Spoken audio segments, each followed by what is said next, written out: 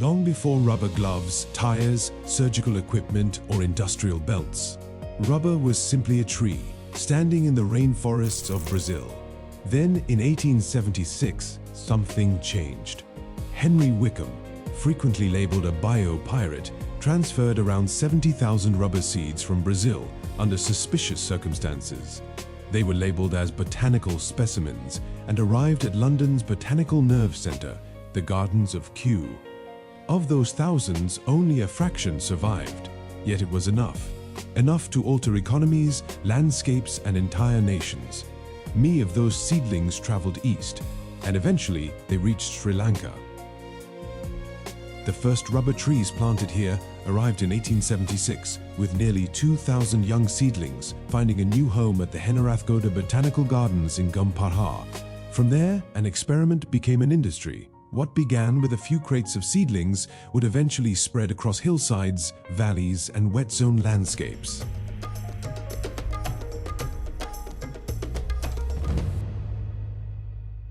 Fast forward more than a century, and morning arrives before sunrise.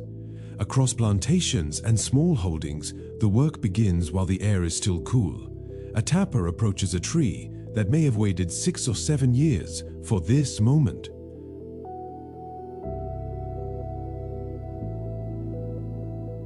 One controlled cut, not too deep, not too shallow.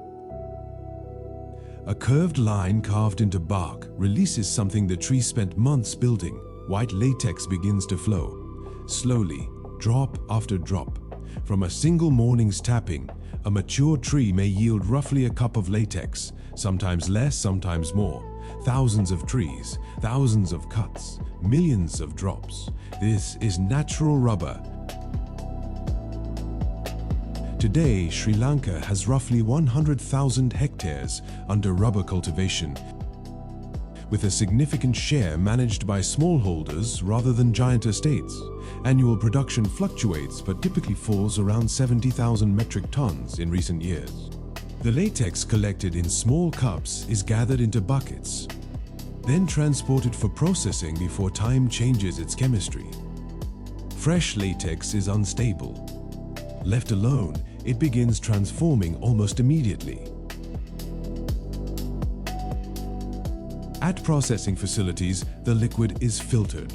Some become concentrated latex. Some are coagulated using acids. What was once a flowing white liquid gradually transforms into soft rubber mass. It's then processed, pressed, and rolled, flattened, repeated again and again. Machines squeeze away water while creating ribbed sheets.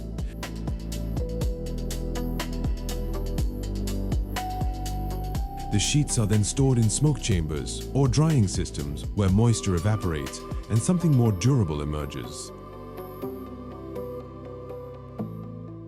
What leaves the factory floor no longer resembles the liquid collected at dawn. It has become export-grade raw material.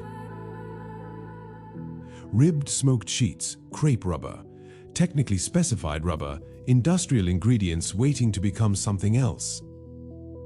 A tree growing in the wet zone may eventually become surgical gloves, used thousands of kilometers away, or aircraft components, or part of footwear or tires carrying vehicles across countries. For generations, rubber helped shape Sri Lanka's plantation economy and export sector.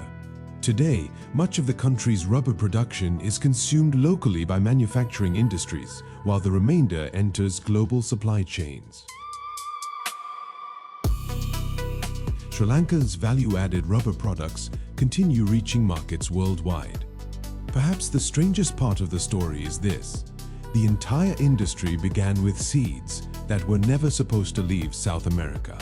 More than 150 years after those first seeds arrived in Asia, Sri Lanka continues to cultivate, process, and export a material that powers industries across the world. The methods have evolved, markets have changed, technologies have advanced.